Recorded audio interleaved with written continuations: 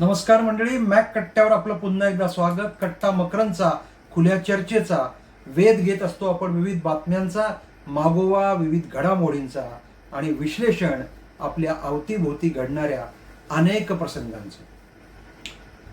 मंडळी, 4 जून 2024 ते 4 एप्रिल 2025 विरोधक त्यावेळीही कासावीस आणि यावेळीही कासावीस.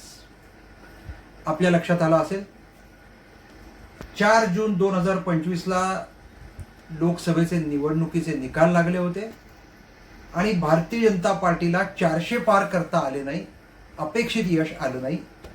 अर्थात बहुमताचा आकडा भारतीय जनता पार्टीने गाठला असल्यामुळे केंद्रामध्ये पुन्हा एकदा भारतीय जनता पार्टीचं सरकार विराजमान झालेलं आहे. भाजपा पुरस्कृत एनडीएचं सरकार आणि तिसऱ्यांदा नरेंद्र मोदी पंतप्रधान असं आत्ताच्या केंद्र सरकारचं स्वरूप आहे.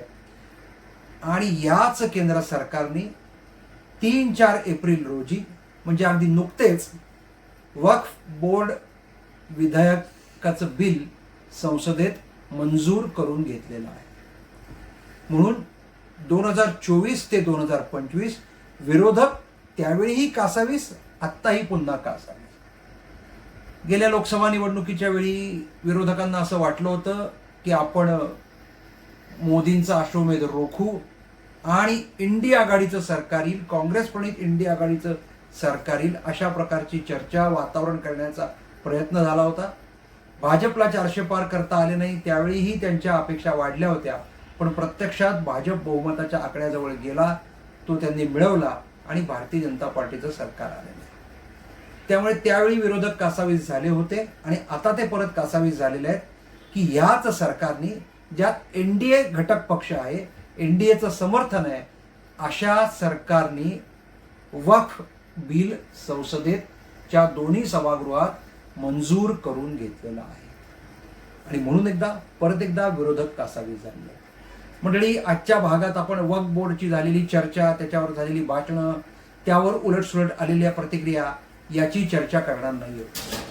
आता विरोधक संसदेच्या या निर्णयाच्या विरुद्ध सर्वोच्च न्यायालयात दाद मागणार आहेत. तिकडे काय होईल ते लक्षात येईलच. फक्त एक संदर्भ आपल्याकरता देतो.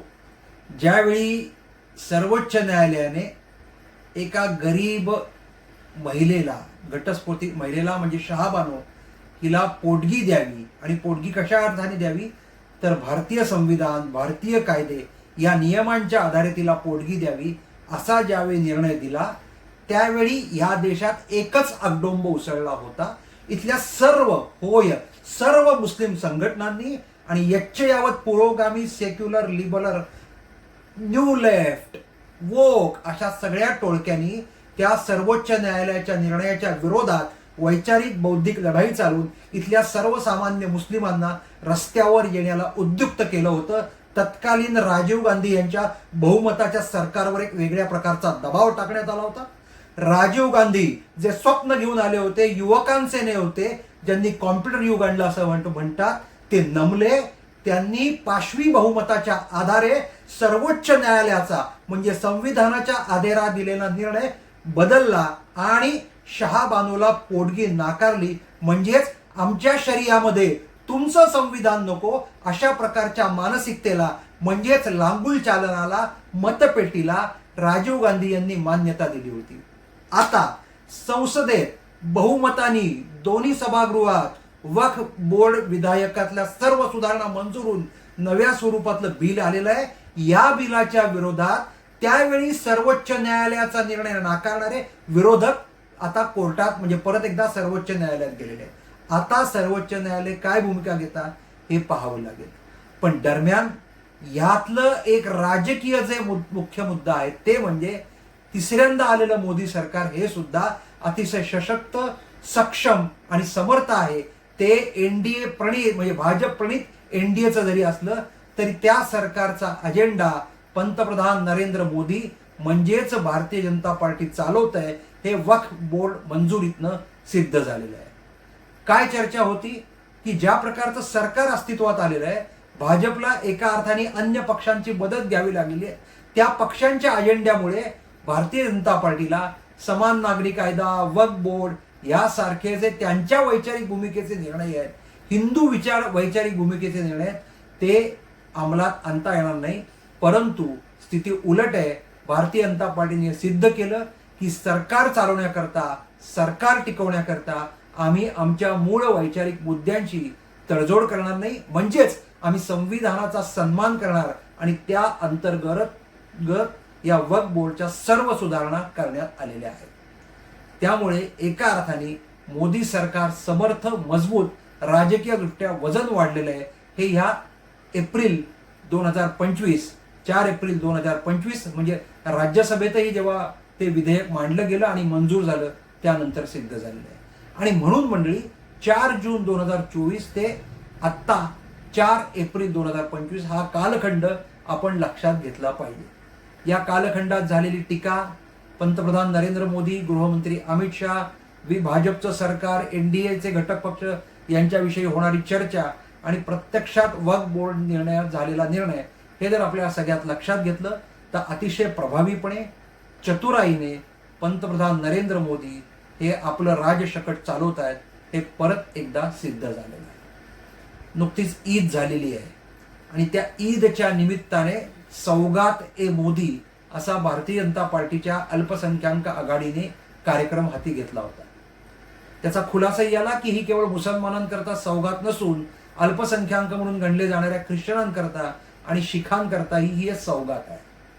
या सौगात ए मोदीवरनं परत एकदा भारतीय जनता पार्टीच्या हिंदुत्व, हिंदूपणावर आक्षेप घेतला गेला, टीका गेली, त्यांच्यावर प्रश्न विचारले गेले. तुम्ही करता ते तुष्टीकरण नाही का, अशा प्रकारचा प्रश्न विचारला गेला. पण या सगळ्या पार्श्वभूमीवर भारतीय जनता पार्टीने एक मोठा धोका सौगात ए मोदी करता पत्करला होता. 2024च्या निवडणुकात अपवाद वगळता बहुतांश ठिकाणी मुसलमानांनी अतिशय टॅक्टिकल, धोरणात्मक मतदान केलं आणि भाजपचे खासदार, भाजपचा उमेदवार निवडून येणार नाही आणि भाजपच्या विरोधात जो जिंकून येणार आहे त्याला मुसलमानांची बहुसंख्य मतं गेली होती. या पार्श्वभूमीवर त्यानंतर झालेल्या 3 विधानसभा म्हणजे हरियाणा, महाराष्ट्र आणि दिल्ली या 3 ठिकाणी परिस्थिती तिन्ही राज्यांची वेगळी असताना, तिन्ही ठिकाणचे प्रादेशिक अजेंडा किंवा विषय वेगळे असताना मात्र हिंदू मतं कन्सॉलिडेट झाली, हिंदू मतं संघटित झाली आणि भाजपा जिंकला. या 3 ठिकाणी भाजप स्वबळावर सत्तेवर आलेला आहे. राज्यात महायुतीचं सरकार असलं तरी भाजपाने इथेही 132+5 इतकी मोठी संख्या प्राप्त केलेली आहे. या पार्श्वभूमीवर झालेला सौगात ए मोदी नावाचा उपक्रम आगामी बिहार विधानसभा निवडणुका आणि पश्चिम बंगालमधल्या निवडणुका डोळ्यासमोर ठेवून स्वाभाविकपणे केला गेला. राजकारणात हे सगळं असंच करावं लागतं, धोका पत्करावा लागतो, स्वकीयांची टीका सहन करावी लागते. सौगात ए मोदीमुळे मुस्लिमांमध्ये परिवर्तन होईल आणि लगेच उठून बिहार आणि पश्चिम बंगाल आणि त्यानंतर होणाऱ्या विधानसभेच्या निवडणुकात, विशेषतः 2027 मध्ये होणाऱ्या उत्तर प्रदेशच्या निवडणुकात मुस्लिम भरभरून मतं आपल्याला देतील अशा भ्रमात भाजप निश्चितपणे नाही. परंतु मुसलमानांमध्येही जातीची उतरंड आहे, मुसलमानांमध्येही आर्थिक विषमता आहे आणि असा गरीब राहिलेला, किंबहुना त्याला काँग्रेसच्या राजकारणी जाणीवपूर्वक गरीब ठेवलेल्या मुसलमानांपर्यंत जाण्याचा प्रयत्न सौगात ए मोदीच्या निमित्ताने भारतीय जनता पार्टीने केलेला आहे. मुसलमानातही असलेल्या विविध जातींमध्ये अनेक असलेल्या घटकांपर्यंत जाण्याचा प्रयत्न सौगात ए मोदीच्या निमित्ताने भारतीय जनता पार्टीने केला आणि त्यातून मुसलमानांची तीव्र विरोधाची धार आहे ती कमी व्हावी. ते आपल्याबरोबर आले नाही तरी चालतील, पण आपल्या विरोधकांच्या गळ्यात गळे घालून त्यांनी आपल्या विरोधात जाऊ नये याकरता केलेला हा भाजपचा प्रयत्न होता. आणि त्यानंतर संसदेत वक्फ बोर्ड मांडलं गेलं. काही महिने या वक्फ बोर्डची चर्चा भारतीय जनता पार्टी करत होती. केंद्र सरकारने एक JPC, एक जॉईंट पार्लमेंटरी कमिटी नियुक्त केली होती. सर्व पक्षांचे खासदार त्यात होते. त्या सगळ्या JPCच्या मीटिंग वादग्रस्त ठरल्या होत्या. भाजपा आणि NDAचे सगळे विरोधक जे होते त्यात तुटून पडत होते आणि वक्फ बोर्ड विधेयक म्हणजे अँटी मुस्लिम विधेयक आहे अशी प्रतिमा रंगवण्याचा, चित्र निर्माण करण्याचा प्रयत्न केला.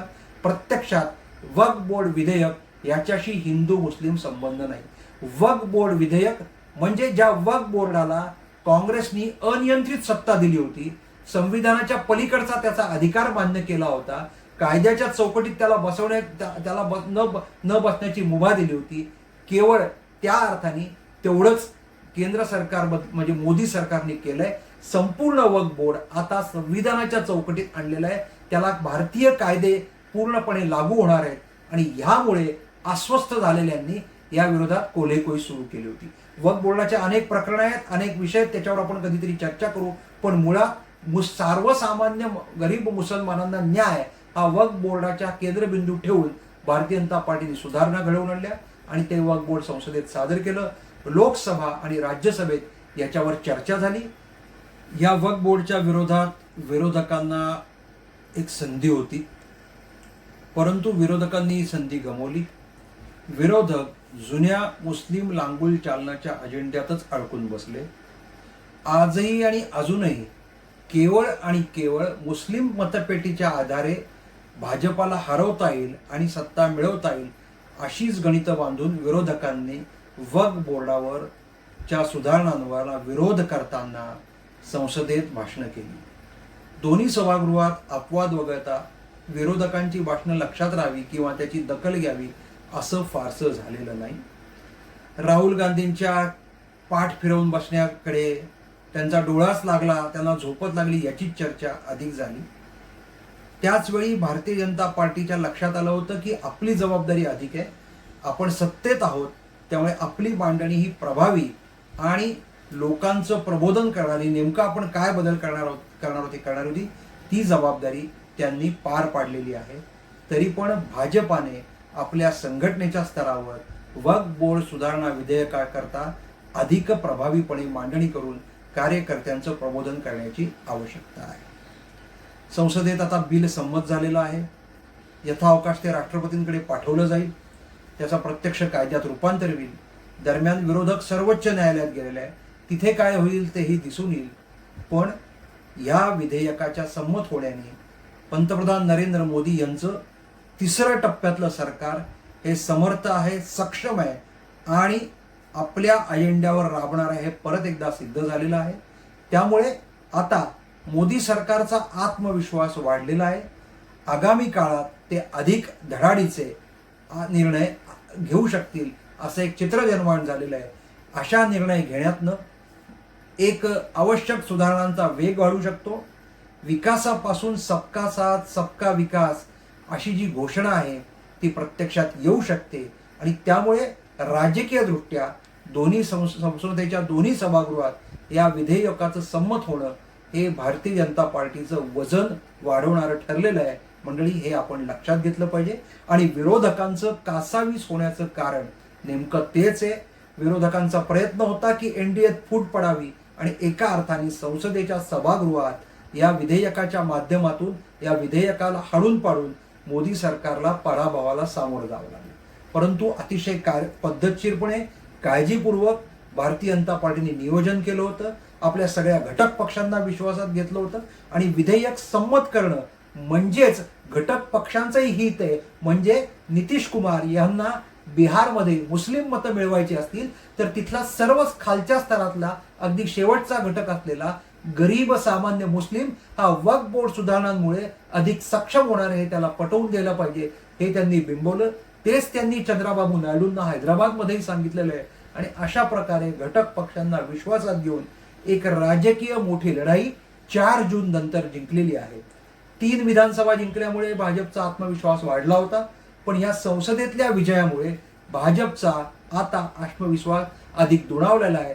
जी भाजपची आत्ता नेमकी गरज होती ती त्यांनी या एका विधेयकामुळे पूर्ण केली आहे. त्या अर्थाने हे विधेयकाचं संमत होणं, पारित होणं हे भाजपकरता गेम चेंजर ठरू शकतं. मंडळी, भविष्यात आपण या सगळ्या वक्फ बोर्डाच्या कायद्यात होणारं परावर्तन, सर्वोच्च न्यायालयात त्यावर होणारी चर्चा याचा वेध घेणार आहोत. तुर्तास मॅक कट्ट्यावर आज इतकंच थांबूया. 4 जून 2024 ते 4 एप्रिल 2025 विरोधक त्यावेळी कासावीस आणि आत्ताही कासावीस. लाईक करा, शेअर करा, सबस्क्राईब करा. धन्यवाद.